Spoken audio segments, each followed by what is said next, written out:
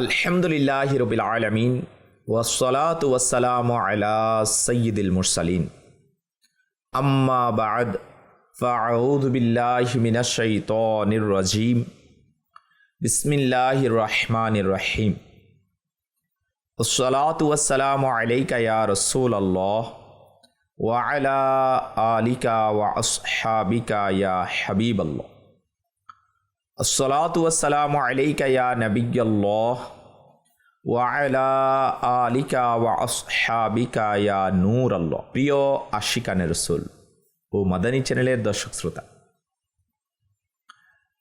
উপস্থিত হয়েছি আবারও রমজানুল মুবারকের বিশেষ অনুষ্ঠান ঐতিহাসিক শত্রু নিয়ে। আজ আমরা আল্লাহ পাকের আরেক দুশ্মনের ব্যাপারে জানব, যিনি আল্লাহ পাকের নবী আলাইহিস সালামকে কষ্ট দিয়েছে। দর্শকবৃন্দ, আল্লাহ পাক বনি ইসরাইলের হিদায়তের জন্য হাজার হাজার নবী রাসূল পাঠিয়েছে।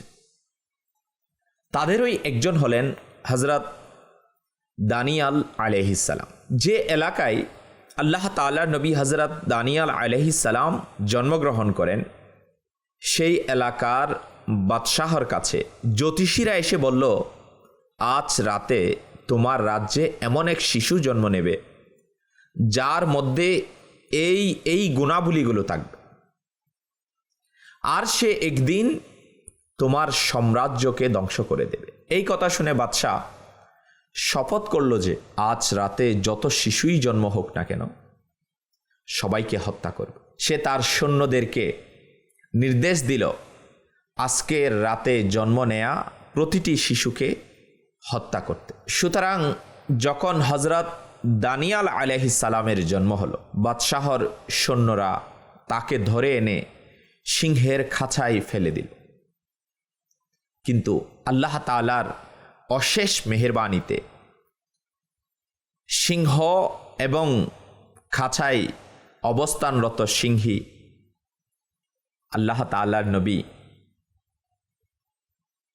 শিশু নবী হযরত দানিয়াল আলাইহিস সালামকে কিছুই করল না, বরং তারা আল্লাহ তাআলার নবী আলাইহিস সালামের পা মোবারক দুটি চেটে দিতে লাগল। তার মা অত্যন্ত উদ্বিগ্ন চিত্তে খাঁচার কাছে এলেন। যখন দেখলেন সিংহ এবং সিংহী তার সন্তানের পা চাটছে, তখন তিনি পুরোপুরি নিশ্চিন্ত ও শান্ত হয়ে গেলেন। এভাবেই আল্লাহ পাক হযরত দানিয়াল আলাইহিস সালামকে সেই জালিম বাদশার অত্যাচার থেকে রক্ষা করলেন, এমনকি তিনি যৌবনে পদার্পণ করলেন। প্রিয় দর্শকবৃন্দ, কে ছিল সেই দুষ্ট রাজা যে নিজের সাম্রাজ্য রক্ষা করার জন্য এক নবজাতক শিশুকে সিংহের খাঁচায় ফেলে দিল? আজকের এপিসোডের ঐতিহাসিক শত্রু হলো বখতে নসর। সেই বখতে নসর কে ছিল? সে আমালেক জাতির এক ছেলে ছিল, যাকে তাদের মূর্তি নসরের কাছে পরিত্যক্ত অবস্থায় পাওয়া গিয়েছিল। যেহেতু তার পিতার নাম কেউ জানতো না, তাই লোকেরা তার নাম দিল বখতে নসর, নাসরের ছেলে। এই ছেলে বড় হয়ে রাজা কর্তৃক বেবিলন সাম্রাজ্যের গভর্নর হয়। পরে সে নিজেই বিশ্বের অন্যতম মহান রাজা হয়ে ওঠে। আল্লাহ তাআলা তাকে সমগ্র পৃথিবীর রাজত্ব দান করেছিলেন। সে ছিল এক অত্যাচারী, জালিম ও কাফের রাজা। বনি ইসরাইলের উপর শাস্তি হিসাবে তাদের উপর এই জালিম শাসক চাপানো হয়েছে। তার পটভূমি কিছুটা এই যে, তাওরাতের মধ্যে বনি ইসরাইলদেরকে সতর্ক করা হয়েছিল যে নিশ্চয়ই তোমরা জমিনে দুইবার ফাসাদ করবে। যখন প্রথমবারের সেই সময় আসে, তখন বনি ইসরাইল তাওরাতের আদেশ পালন করা বন্ধ করে দেয়। তারা আল্লাহ তাআলার আনুগত্য ত্যাগ করে অহংকার ও উচ্চবিলাসিতা প্রকাশ করতে থাকে এবং দুর্বলদের উপর অত্যাচার চালায়। তারা সম্মানিত নবীগণকে হত্যার পথেও এগুতে থাকে। সেই সময়ে ইয়েমেনের একটি গ্রাম ছিল। ওই গ্রামের মানুষদেরকে হিদায়তের জন্য আল্লাহ তাআলা অনেক আগে এক নবী পাঠান, যিনি ছিলেন মূসা বিন মিশা আলাইহিসসালাম, যিনি হজরত ইয়াকুব আলাইহিসসালামের প্রপৌত্র ছিলেন, কিন্তু গ্রামের মানুষ তাকে অস্বীকার করে শহীদ করে। বনি ইসরায়েলের এই অত্যাচার ও তাদের দ্বিতীয় ফাসাদের কারণে আল্লাহর শাস্তি তাদের উপর নেমে আসে। সেই শাস্তির অংশ হিসাবে বেবিলন শহরে অত্যাচারী ও কঠোর জালিম রাজা বখতে নসর বনি ইসরায়েলের উপর জেগে বসে। সে এক অমুসলিম ও কঠোর রাজা ছিল। বিশাল বাহিনী নিয়ে সে বাইতুল মুকাদ্দাস শহরের উপর আক্রমণ করে, 1,00,000 মানুষকে হত্যা করে, 1,00,000কে সিরিয়া অঞ্চলে ছড়িয়ে দেয়া হয়, আর 1,00,000কে বন্দি করে দাস বানিয়ে নেওয়া হয়। বনি ইসরায়েলের আলেমদের নির্মমভাবে শহীদ করা হয়, তাওরাত পুড়িয়ে ফেলা হয়, বাইতুল মুকাদ্দাসের মসজিদ ধ্বংস করা হয় এবং 87,000 বনি ইসরায়েলের লোককে বন্দি করা হয়। আর সেই গ্রামবাসী যারা হজরত মুসা বিন মিশা আলাইহিসসালামকে শহীদ করেছিল, বখতে নসর অত্যন্ত নির্মমভাবে গোটা গ্রামের সব পুরুষকে হত্যা করে দিল এবং সমস্ত নারীকে বন্দি করে নিজের দাসী বানিয়ে নিল। শহরটিকে ধ্বংস স্তূপে পরিণত করে দিল। প্রিয় দর্শক শ্রোতা, শুনছিলাম আল্লাহ পাকের নবী এর উপর আক্রমণ করা, আঘাত করা, শহীদ করে দেওয়া, এর শাস্তি কেমন নির্মম হতে পারে। আল্লাহ তাবারক ওয়া তাআলার নবীগণ আলাইহিমুসসালাম আল্লাহ পাকের পছন্দনীয়, আল্লাহ তাআলা কর্তৃক ইনাদেরকে সিলেক্টেড করা হয়েছে। আল্লাহ তাআলার দরবারে ইনাদের কেমন শান ও মর্যাদা রয়েছে।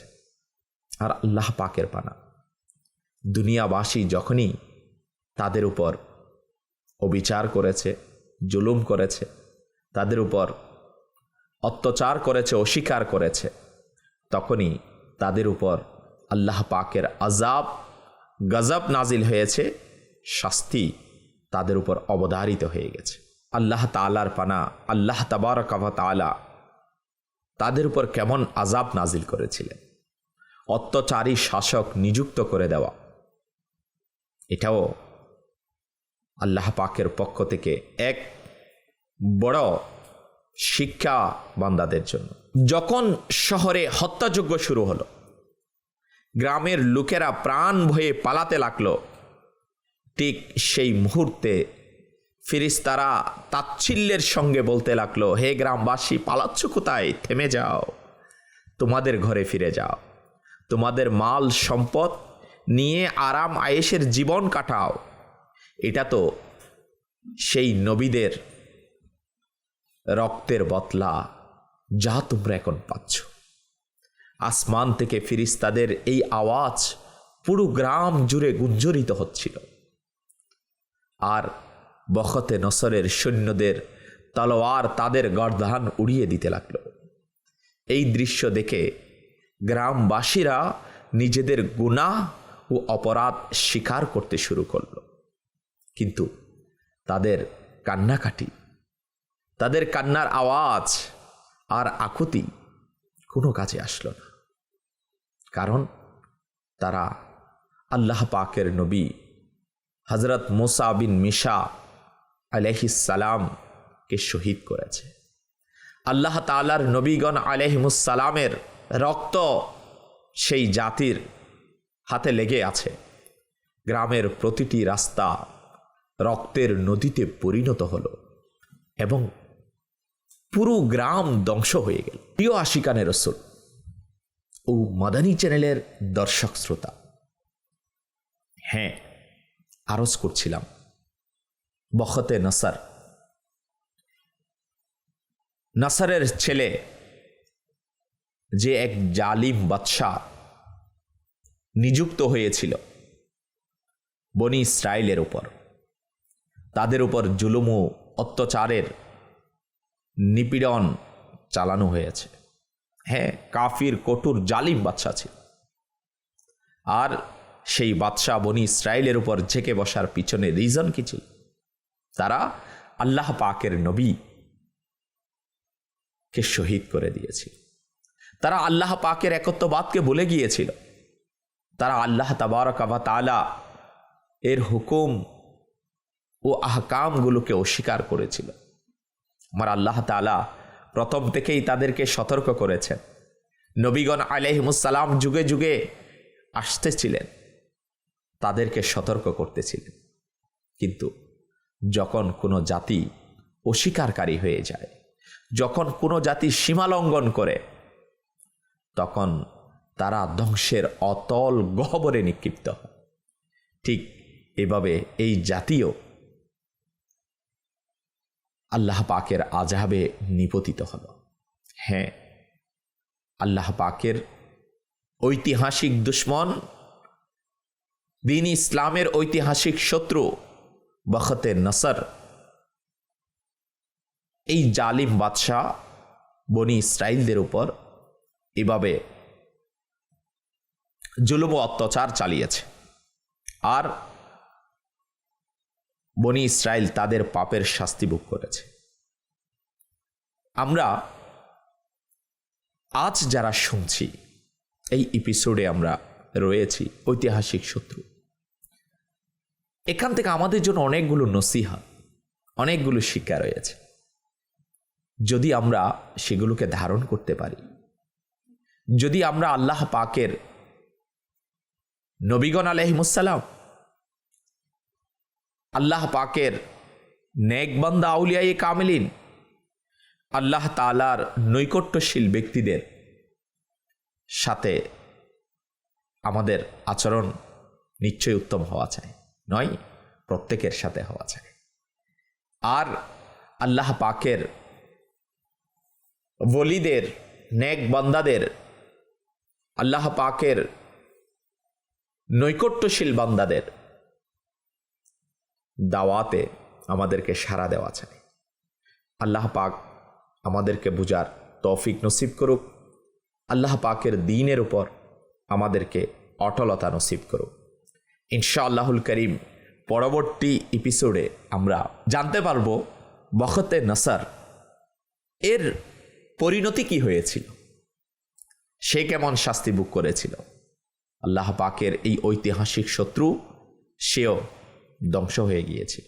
হ্যাঁ, আল্লাহ পাকের দুশমন তো ধ্বংস হয়েই যাবে, আল্লাহ পাকের নবীর দুশমন তো ধ্বংস হয়েই যাবে, আল্লাহ পাকের রসুলের দুশমন, এদের জন্য তো ধ্বংস অনিবার্য। আল্লাহ পাক আমাদেরকে বুঝার আর আমল করার তৌফিক নসিব করুক। সল্লু আলাল হাবিব সাল্লাল্লাহু তাআলা আলা মুহাম্মদ সাল্লাল্লাহু তাআলা আলাইহি ওয়া আলিহি ওয়াসাল্লাম।